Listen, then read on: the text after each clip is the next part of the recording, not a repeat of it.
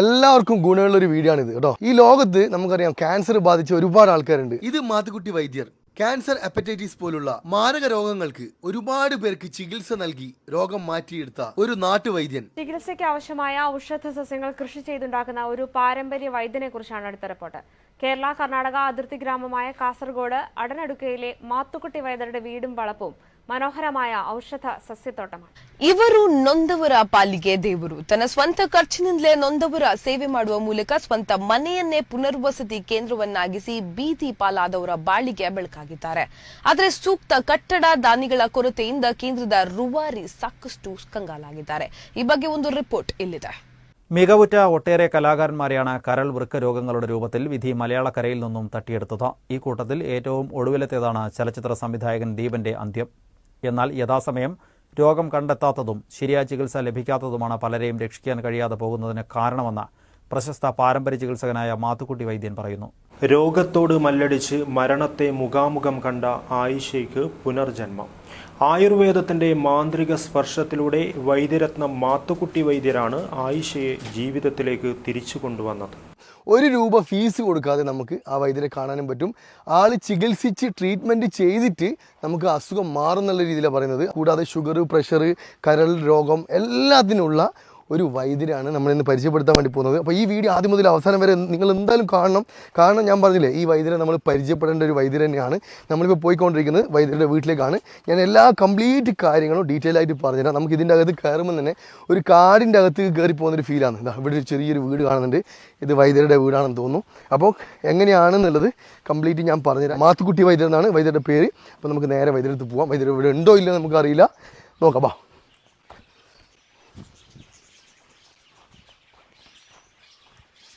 വൈദ്യരെ ആരെങ്കിലും ഉണ്ടോ? നമസ്കാരം. എന്തൊക്കെയുണ്ട്, സുഖല്ലേ? നമ്മളൊരു വീഡിയോ എടുക്കുന്നുണ്ട്, കുഴപ്പമില്ലല്ലോ? കുഴപ്പമില്ല. വൈദ്യരൊന്ന് പരിചയപ്പെടുത്താൻ വേണ്ട. ഞാൻ ഇതൊന്ന് ഇവിടെ കണക്ട് ചെയ്തോട്ടെ. കണക്ട് ചെയ്യാൻ ഞാൻ. ഓക്കെ, അപ്പം ഇതാണ് നമ്മുടെ വൈദ്യര്. സുഖമായിരിക്കുന്നു. അപ്പം ഞാൻ വൈദ്യരെ കുറിച്ച് ഒരുപാട് കേട്ടിട്ടുണ്ട്. ക്യാൻസറിന് മരുന്ന് കൊടുക്കുന്നുണ്ട് എന്നൊക്കെ പറഞ്ഞു. അപ്പോൾ ഇതൊക്കെ ഉള്ളതാണോ ഇല്ലാത്തതാണോ എന്ന് എനിക്ക് ജനങ്ങളെ കാണിക്കണം. എന്നെ സ്നേഹിക്കുന്ന ഒരുപാട് ആൾക്കാരുണ്ട്. അവർക്ക് കൂടി ഗുണം ഉണ്ടാവണം. അതിന് വേണ്ടിയിട്ടാണ് ഞാൻ വൈദ്യരത്തേക്ക് വന്നിരിക്കുന്നത്. തീർച്ചയായിട്ടും. അപ്പോൾ ഇരിക്കാം. ഞാൻ ഇവിടെ ഇരുന്നോട്ടെ? കുറച്ച് കുഴപ്പമില്ലല്ലോ. ശരിക്കും വൈദ്യര് മലയാളിയാണല്ലേ? ഞാൻ പക്കാ മലയാളിയാണ്. കണ്ണൂർ ജില്ലയിലെ ചെമ്പേരി എന്ന് പറഞ്ഞ സ്ഥലത്താണ് ഞാൻ ജനിച്ചു വളർന്നത്. അപ്പോൾ എനിക്കൊരു സംശയം ഉണ്ടായിരുന്നു. ഞാൻ വരുന്ന സമയത്ത് ഇത് കർണാടകയാണല്ലോ? കർണാടക ബോർഡറാണ് ശരിക്കും പറഞ്ഞാൽ. പക്ഷേ ഇതൊരു പ്രത്യേകത എന്നാന്ന് ചോദിച്ചാൽ എൻഡോസൾഫാൻ ദുരിതബാധിത മേഖല എന്നറിയപ്പെടുന്ന എൺമകജ പഞ്ചായത്തിന്റെ 1ാം വാർഡാണിത്. ഇത് കേരളമാണ്. പക്ഷെ നമ്മൾ കയറി വരുന്നത് 2 കിലോമീറ്റർ കർണാടകത്തിൽ കൂടെ കയറി വന്ന് വേണം നമ്മൾ കേരളത്തിലേക്ക് കയറാൻ. ഇത് ശരിക്കും ഫോറസ്റ്റ്? ഇത് ശരിക്കും പറഞ്ഞാൽ ഫോറസ്റ്റ് അല്ല, ശരിക്കും പറഞ്ഞാൽ നമ്മുടെ കേരളത്തിന്റെ സ്ഥലം തന്നെയാണ്. ഓക്കെ. അപ്പം ഞാൻ 1-2 കാര്യങ്ങൾ ഉണ്ടായിട്ട് വന്നിരിക്കുന്നത്. ഇപ്പം പിന്നെ എനിക്ക് അറിയേണ്ടത്, ഇപ്പം നമുക്കറിയാം, ഇപ്പം കേരളത്തിൽ തന്നെ പല വിധത്തിലെ പ്രശ്നങ്ങൾ നടന്നുകൊണ്ടിരിക്കുകയാണ്. ഹെപ്പറ്റൈറ്റിസിനെ കുറിച്ചിട്ടുള്ള ആ ഒരു പ്രശ്നം. അപ്പോൾ അതും അതിൻ്റെ ഒരുമിച്ച് ഇപ്പോൾ ക്യാൻസർ ഇപ്പം ഒരുവിധം ആൾക്കാർക്കൊക്കെ ഉണ്ട്. അപ്പം ഇതിന് ശരിക്കും മരുന്നില്ലല്ലോ. അപ്പൊ ഇങ്ങനെയുള്ള ട്രീറ്റ്മെന്റും കാര്യങ്ങളൊക്കെ ഇവിടെ ചെയ്യുന്നുണ്ട് എന്ന് അറിഞ്ഞിട്ടാണ് ഞാൻ വന്നത്. ഞാനൊരു 36 വർഷം കഴിഞ്ഞു ഇവിടെ ചികിത്സ സ്വന്തമായിട്ട് ചെയ്യുന്നത്. ഇതിനകത്ത് പച്ചമരുന്നുകൾ, കാര്യങ്ങൾ, നമ്മളിപ്പോൾ ക്യാൻസർ, ഹെപ്പറ്റൈറ്റിസ്, അതുപോലെ തന്നെ കിഡ്നി സ്റ്റോണ്, സോറിയാസിസ്, പക്ഷവാതം, ഇങ്ങനെയുള്ള ട്രീറ്റ്മെൻറ്റാണ് നമ്മളിവിടെ ചെയ്യുന്നത് കൂടുതലും. അപ്പം നമ്മളിത് ചെയ്യാനുള്ള കാര്യം എന്താണെന്ന് വെച്ചാൽ ഹെപ്പറ്റൈറ്റിസ് ബിക്ക് നമ്മുടെ വേൾഡിലെന്നല്ല, ലോകത്തല്ല, ഇന്ത്യയിലല്ല എവിടെയും മരുന്നില്ല. അതെ. Hepatitis A, B, C, D, ഇങ്ങനെ 4 ടൈപ്പിലാണ് ഹെപ്പറ്റൈറ്റിസ് ഉള്ളത്. ഇപ്പം നമ്മുടെ മലപ്പുറം ജില്ലയിലൊക്കെ കാണിക്കുന്ന ഹെപ്പറ്റൈറ്റിസ് എ ആണ്. അത് ഭക്ഷണത്തിലൂടെയും വെള്ളത്തിലൂടെയാണ് അത് പകരുന്നത്. ഹെപ്പറ്റൈറ്റിസ് ബി എന്ന് പറഞ്ഞു കഴിഞ്ഞാൽ അന്തരീക്ഷത്തിലൂടെ പകരും. കാരണം അതിന് നമുക്ക് ട്രീറ്റ്മെൻ്റ് ഒന്നുമില്ല. പക്ഷേ ഇതിൽ ഏത് രീതിയിലുള്ള ഹെപ്പറ്റൈറ്റിസ് ആണെങ്കിലും നമ്മുടെ അടുത്ത് മരുന്നുണ്ട്. അത് ചികിത്സിച്ച് പൂർണ്ണമായിട്ടും നമുക്ക് മാറ്റാൻ പറ്റും. ക്യാൻസർ ആണെങ്കിലും ഹെപ്പറ്റൈറ്റിസ് ആണെങ്കിലും സോറിയാസിസ് ആണെങ്കിലും പൂർണ്ണമായിട്ട് നമുക്ക് മാറ്റാൻ പറ്റും. ഇത്രയും 100% ഉറപ്പുണ്ട്. കാരണം ഉറപ്പാണ്. അപ്പം കാണുന്ന പ്രേക്ഷകർക്ക് ഒരു സംശയം ഉണ്ടാവും, ഇത് ഉള്ളതാണോ ഇല്ലാത്ത? അല്ല, ഇതിപ്പം അതിന്റെ പ്രൂഫും കാര്യങ്ങളൊക്കെ കാണിച്ചു കൊടുക്കണം. തീർച്ചയായിട്ടും കാണിച്ചു കൊടുക്കണം. കാരണം ഞാൻ ഇത്രയും വർഷത്തിന്റെ എൻ്റെ ഒരു എക്സ്പീരിയൻസ്, ഇതിപ്പോൾ 6 ഏക്കർ സ്ഥലമുണ്ട്. ഇതിനകത്ത് പച്ചമരുന്നും കാര്യങ്ങളും നമ്മൾ സ്വന്തം നട്ടിരിക്കുന്ന. നമുക്കൊരു മരുന്ന് വേണമെങ്കിൽ നമ്മൾ ഒരാളെ ആശ്രയിക്കാൻ നമ്മൾ പോയി പറിച്ചുകൊണ്ട് നമ്മൾ ചെയ്യും. 2011 എനിക്ക് വൈദ്യരത്ന അവാർഡ് കിട്ടിയിട്ടുണ്ട്. അതിനുശേഷം ഈ കാണുന്ന അവാർഡുകൾ, അതായത് Nehru piece foundation award, Gandhian സേവന പുരസ്കാര അവാർഡ്, ഇതെല്ലാം എനിക്ക് കിട്ടിയിരിക്കുന്ന അവാർഡുകളാണ്. എന്തായാലും വെറുതെ ഒരാളെ നമ്മൾ അംഗീകരിക്കല്ലോ. അതെ അതെ, നമ്മുടെ മുൻ പ്രധാനമന്ത്രി അതെ, ഞാൻ മൻമോഹൻ സിംഗ് അടക്കം. അതെ.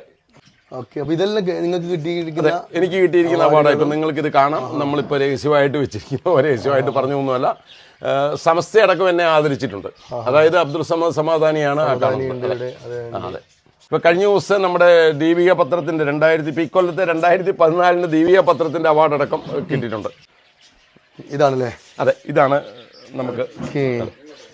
ഇതാ നമുക്ക് രാഷ്ട്ര സേവനത്തിന്റെ 137 വർഷങ്ങൾ നമ്മുടെ ദീപിക പത്രത്തിന്റെ ഒരു അവാർഡാണ് കിട്ടിയിരിക്കുന്നത്. ഇത് കിട്ടിയിരിക്കുന്നത് 2024 അല്ലേ? അതെ, 2024 2024 ഈ വർഷമാണ് കിട്ടിയിരിക്കുന്നത്. അതെ,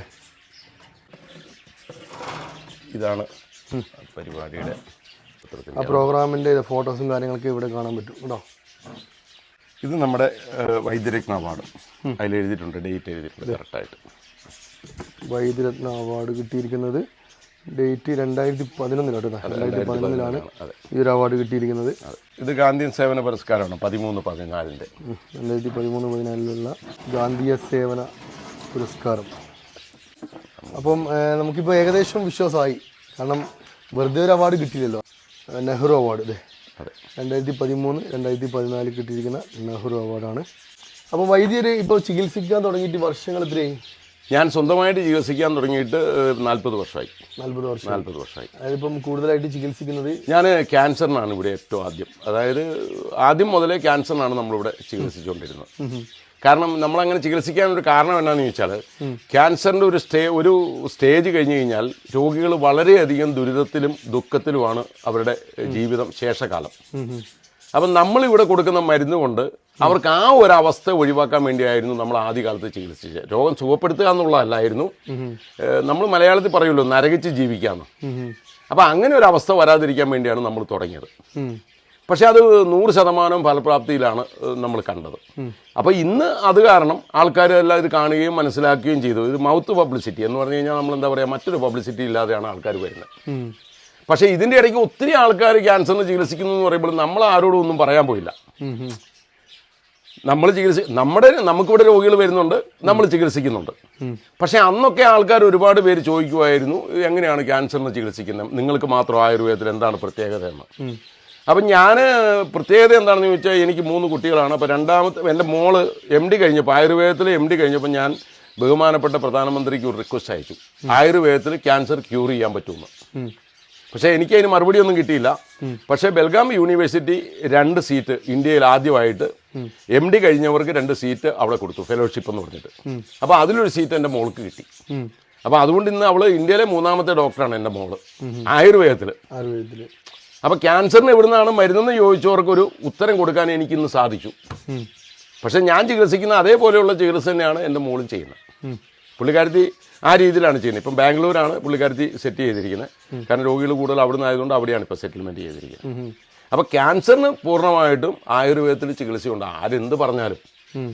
രണ്ടാമത് നമ്മുടെ ഇന്നത്തെ കാലാവസ്ഥയ്ക്കല്ലല്ലോ, ആദ്യകാലത്ത് ക്യാൻസർ എന്ന് പറഞ്ഞു കഴിഞ്ഞാൽ നമുക്ക് പരമാവധി കവിളുവാർപ്പ് എന്നൊക്കെ പറഞ്ഞാണ് ഉണ്ടായിരുന്നത്.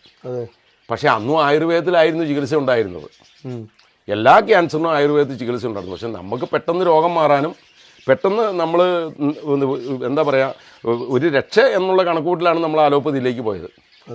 പക്ഷേ ഇന്ന് അലോപ്പതിയിലെ ആൾക്കാർ ഒരുപാട് കിടന്ന് വിഷമിക്കുകയാണ്. റേഡിയേഷനും കീമോയും പോലുള്ള പല രീതിയിലുള്ള ബുദ്ധിമുട്ടുകൾ കൊണ്ടും ആൾക്കാർ ഇന്ന് അവശതയായിട്ടാണ് ജീവിക്കുന്നത്. അപ്പം നമ്മുടെ ആയുർവേദത്തിൽ ഇനിയിപ്പോൾ ഓപ്പറേഷൻ ചെയ്യുന്ന ഒരു രോഗിക്കാണെങ്കിലും നമ്മുടെ അടുത്ത് വന്ന് മരുന്നെടുക്കാം. ഇപ്പം എന്താ പറയുക, ബ്രസ്റ്റ് ക്യാൻസറോ അല്ലെങ്കിൽ ആ രീതിയിലുള്ള ഏത് ക്യാൻസറിനാണെങ്കിലും ഓപ്പറേഷൻ കഴിയുന്ന രോഗികൾക്ക് ഇവിടെ വന്ന് നമ്മുടെ അടുത്ത് മരുന്ന് വാങ്ങിക്കാൻ പറ്റും. പൂർണ്ണമായിട്ട് അത് മാറും. എത്രയോ രോഗികൾ ഇപ്പം എനിക്കുണ്ട്. 1 2 3 ഒന്നുമല്ല, ഒരുപാട് വർഷങ്ങളായി. ഇതെൻ്റെ വീടും കൂടിയാണ്. എനിക്കിപ്പോൾ ഒരു പരസ്യം കൊടുക്കാൻ വേണ്ടി ചെയ്യുന്നതല്ല.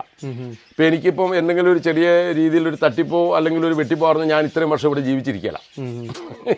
ഇതെൻ്റെ വീടാണ്. എൻ്റെ വീട്ടിലാണ് ഈ ക്ലിനിക്കുള്ളത്. പിന്നെ ഇവിടെ നമ്മൾ വരുന്ന രോഗികളോടൊക്കെ ആ രീതിയിലാണ് നമ്മൾ പെരുമാറുന്നത്. മംഗലാപുരമായിട്ട് 50 കിലോമീറ്ററിന്റെ ഡിസ്റ്റൻസ് ശരിക്കും പറഞ്ഞു കഴിഞ്ഞാൽ ഇവിടെ ഉള്ളൂ. അപ്പോൾ അവിടുന്ന് വരുന്ന രോഗികളടക്കം ഇവിടെയുണ്ട്, നമുക്ക് വരുന്നുണ്ട്. പിന്നെ ഹെപ്പറ്റൈറ്റിസ് ബിക്ക് ഇന്ന് വേറെ ഒരിടത്തും ചികിത്സയില്ല, നമ്മുടെ അടുത്ത് മാത്രമേ ഉള്ളൂ ചികിത്സ. ഇപ്പോൾ ആർക്ക് വേണേലും നോക്കാം, യൂട്യൂബിൽ അടിച്ച് നോക്കിയാലും കാണാൻ പറ്റും. മരിച്ചു പോയി എന്ന് അല്ലെങ്കിൽ ഇനി രക്ഷയില്ല എന്ന് പറഞ്ഞ രോഗികൾ ഇന്ന് ജീവിച്ചിരിപ്പുണ്ട്, ഞാൻ മരുന്ന് കൊടുത്തത്.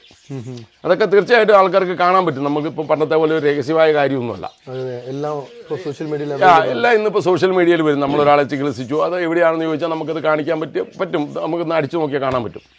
അപ്പോൾ തീർച്ചയായിട്ടും നമ്മളിവിടെ ഇത് ചെയ്തിരിക്കുന്നത് എന്തിനാണെന്ന് ചോദിച്ചാൽ സാധാരണക്കാരെ മാത്രം ഉദ്ദേശിച്ചുകൊണ്ടാണ് നമ്മളിങ്ങനെ ചികിത്സിക്കുന്നത്. ഇപ്പം നമുക്കറിയാം ഇന്ന് ഏറ്റവും കൂടുതൽ ചിലവേറിയ ഒരു ചികിത്സാ സമ്പ്രദായം ഏറ്റവും കൂടുതൽ ചിലവേറിയതായി മാറിക്കഴിഞ്ഞു. സാധാരണക്കാർക്ക് താങ്ങാനോ അല്ലെങ്കിൽ ഇപ്പോൾ ഇന്നിപ്പോൾ ഒരു ക്യാൻസർ ഒരു വീട്ടിൽ നിന്ന് പറഞ്ഞതോടുകൂടി ആ കുടുംബത്തിൻ്റെ എന്താ പറയുക സാമ്പത്തികമായിട്ടുള്ള കാര്യങ്ങളും അവരുടെ ജീവിതം എല്ലാം ബാലൻസ് തെറ്റിക്കഴിഞ്ഞു. അവർക്ക് പിന്നെ ജീവിക്കണമെന്ന് പോലും ആഗ്രഹമില്ല എന്ന് പറഞ്ഞു വരുന്ന ആൾക്കാരാണ് നമ്മുടെ കൂട്ടത്തിലുള്ളത്. അപ്പോൾ അതിനൊക്കെ ഒരു വ്യത്യാസമായിട്ടാണ് നമ്മൾ ഇങ്ങനൊരു ചികിത്സാ രീതി ഇവിടെ തുടങ്ങിയത്. പക്ഷേ ഇതിപ്പോൾ ഞാനിപ്പോൾ പുതിയതായിട്ട് തുടങ്ങിയതൊന്നുമല്ല, എത്രയോ വർഷങ്ങളായിട്ട് നമ്മളിവിടെ ചികിത്സിക്കുന്നത്, നമ്മൾ ചെയ്തുകൊണ്ടിരിക്കുന്നതാണ്. നമുക്കിപ്പോൾ പ്രത്യേകിച്ച് ഒരാളോട് ഇത് പറയേണ്ട കാര്യമൊന്നുമില്ല, നമ്മളിങ്ങനെ ചികിത്സിക്കുന്നുണ്ട് കേട്ടോ ഒന്നും പറയേണ്ട. എനിക്ക് ഇവിടെ വരുന്ന ആൾക്കാർ അവർ പറഞ്ഞു കേട്ടാണ് ഇവിടെ ആൾ വന്നുകൊണ്ടിരിക്കുന്നത്. അപ്പോൾ അതുകൊണ്ടാണ് എനിക്ക് ഈ അംഗീകാരങ്ങളൊക്കെ തേടി വന്നത് എൻ്റെ ചികിത്സയുടെ ഒരു പ്രത്യേകത കൊണ്ട് മാത്രമാണ്. അപ്പോൾ ഇവിടെ ഉണ്ടാക്കുന്ന ഈ പച്ചമരുന്നുകൾ മുഴുവനും നിങ്ങളുടെ ഈ ഒരു സ്ഥലം? അതെ, നമ്മൾ നമ്മുടെ ആവശ്യത്തിന് വേണ്ടി മാത്രം ഉപയോഗിക്കുക, നമ്മൾ പുറമെ മരുന്ന് കൊടുക്കില്ല. അപ്പോൾ നമുക്ക് ആ ഒരു നിങ്ങൾ എടുക്കുന്ന മരുന്നുകളൊക്കെ എടുക്കുന്ന ഒരു മരങ്ങളൊക്കെ കാണാൻ പറ്റുമോ? തീർച്ചയായിട്ടും കാണാൻ പറ്റും. നമുക്ക് പച്ചമരുന്ന് ഇപ്പം നമ്മൾ ഓരോ രോഗത്തിന് നമ്മൾ പറിച്ചു കൊണ്ടുവന്ന് നമ്മൾ കല്ലയിൽ അരയ്ക്കുന്നതും ഒക്കെയുണ്ട്. ആ ടൈപ്പല്ല, നമ്മളല്ലാതെ ഉള്ള മരുന്നുകൾ നമുക്ക് എടുക്കുന്നത് കാണാം. നമുക്ക്